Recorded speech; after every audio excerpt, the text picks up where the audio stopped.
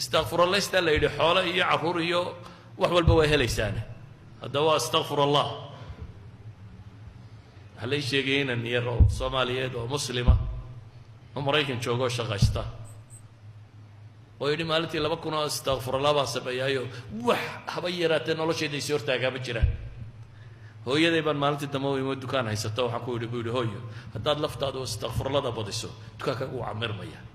islaantiina way sameysay dukaankeedu ma camirmay kuwa kale la dhaafaa waxaan uga jeedaa marka waxa layna baraya asbaab kale aan ahayn asbaabtan maadiga aynu naqaano shilin ku darka aan ahayn oo nolosha wax ka bedeshaa inay jirto oo ah rabbu samaawaati inuu labadaba isaga qaanuunkan dhigay